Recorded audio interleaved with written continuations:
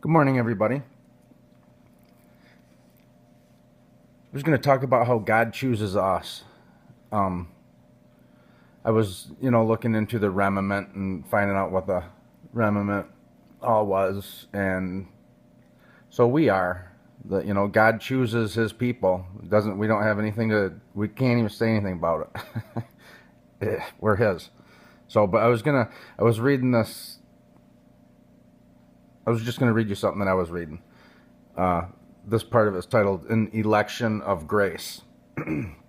So, and the way Paul draws out the connection is with the words chosen by grace. In verse 5, so too at the present time there is a remnant chosen by grace. Literally, according to the election of grace, this phrase sheds light back onto the work of God in Elijah's day.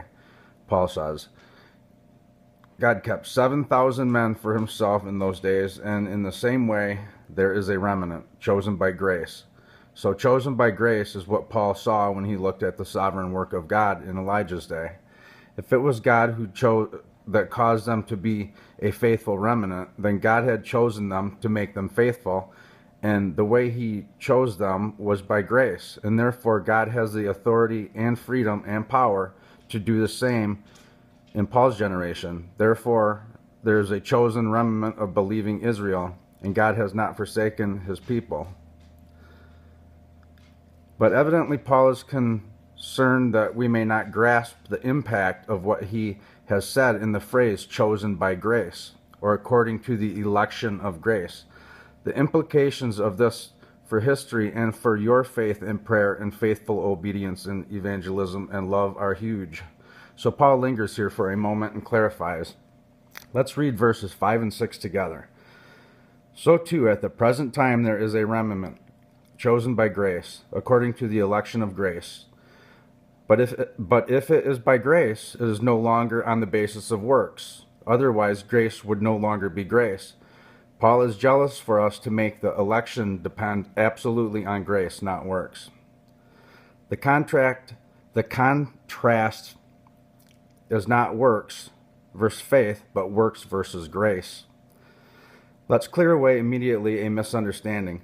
Paul does not contrast works and faith in this text as he does elsewhere. Romans 3:28, 9:3:2. There is no mention of faith here at all. So the point is not that works are things that we do to earn God's favor, and faith is something we do that receives God's favor. The truth in many texts in Paul, but that's not the point here. What Paul contrasts here is works and grace, not works and faith. Verse 6, if it is by grace, it is no longer on the basis of works. Otherwise, grace would no longer be grace. So the contrast is not between two kinds of human activity, faith and works.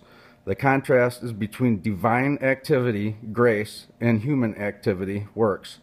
The point is that if election is based on anything we do, it is no longer grace. If we provide the decisive act in causing our election, it is no longer an election of grace. Just think of it for a moment. What meaning could it have for election? Not the subsequent acts of salvation, but the very first act of election into eternity. To be gracious, if it depended on our decisive initiative. If God watches, even ahead of time in eternity with His foreknowledge, and waits, as it were, for us to act, and then in response to that self-generated act, He chooses us, then we are not chosen by divine grace. We are chosen by a decisive human act. God would simply be a responder. We would determine His action, and grace would no longer be grace.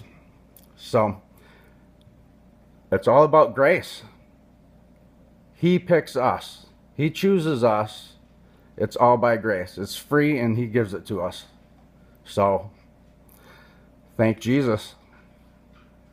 Praise God.